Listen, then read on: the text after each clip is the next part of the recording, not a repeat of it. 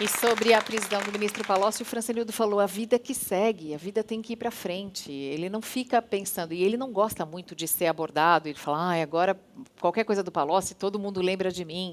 Isso é um transtorno na vida dele. Ele tinha que ser indenizado moralmente, não tinha? Indiscutivelmente, porque foi afetado, houve uma violação da sua privacidade, da sua intimidade. O pai biológico se recusou a reconhecer e não tem mais contato nenhum. Quer dizer, ele perdeu uma relação que estava começando. Exato, perdeu a relação.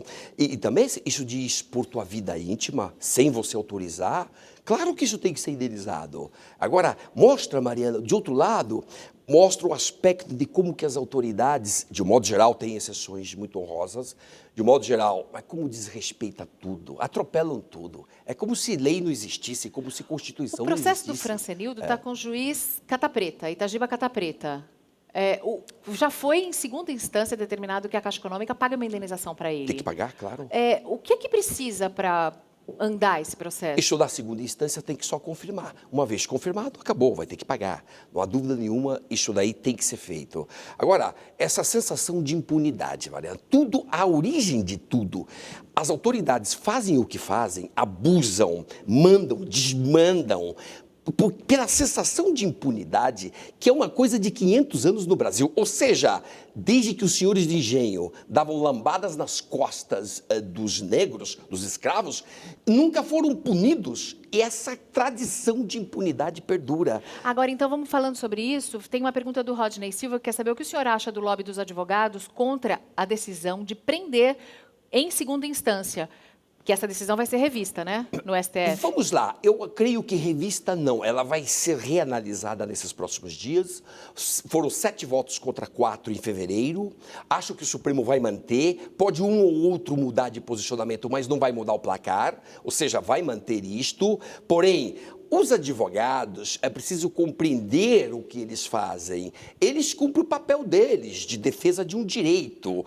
Agora, compete aos ministros do Supremo, com a independência que eles deveriam ter, decidir de acordo com o que está vigente no Brasil. Por exemplo, a questão toda do impeachment. Fatiar o impeachment para decidir. Uma parte sim, outra parte não. Não, você falou que os ministros tinham que ter independência. Independência eles têm, até para o Lewandowski dizer que o impeachment foi um tropeço na democracia. Aí é que está, essa independência muitas vezes é questionada, porque a forma de nomeação de ministros é via presidente da República e via política. Os ministros são nomeados no Brasil pela política. Mas o Joaquim Barbosa foi nomeado pelo Lula e foi no mensalão decisivo nas condenações. Perfeito, ponto fora da curva. O mensalão foi ponto fora da curva e a Lava Jato é ponto fora da curva no Brasil. Porque os que detêm o poder, independente de partido, seja de esquerda, de direita, os que detêm o poder sempre tem que ter a máquina em torno deles. E a máquina para proteger. E isso, Mariana, isso aqui é o Brasil. O Lewandowski podia ter dito isso? Que é um tropeço da democracia, o processo de impeachment? Sendo ele o presidente do... É uma pergunta que chegou, inclusive, pelo Ronaldo Olivato, fez exatamente essa pergunta. Não, o tropeço nessa questão da Dilma, o tropeço foi o desrespeito à Constituição brasileira. O texto é nítido, o artigo 52 é indiscutível, fala de 2 consequências. Você não pode dar uma consequência, tirar do cargo, e a segunda consequência seria inabilitá-la para fins políticos. Então, o senhor concorda com Gilmar Mendes? Neste ponto, temos que concordar, sim, com a crítica do ministro Gilmar, porque o Lewandowski se equivocou, está errado ele. Ele se equivocou. Agora, a pergunta, mas por que o Supremo não corrige isso? Tem 6 mandados de segurança do Supremo? 6! Por que não corrige isso numa canetada? Bota no pleno, diz, houve um erro, o Senado errou, não cumpriu a Constituição brasileira, vamos cumprir a Constituição brasileira. O que está escrito lá? 2 coisas, portanto, aplica as 2 coisas. Mas aí, aquela coisa porque aí do mistura uma questão de política... Isso com jurídico e tudo, e fica aí essa sensação no ar. De não vamos julgar agora, que é para... O barco está chacoalhando... Mais ou menos isso, porém, sabe como que a população interpreta isso? como falta de credibilidade daquele órgão. E a falta de credibilidade do judiciário desmonta o judiciário. Sabe por quê?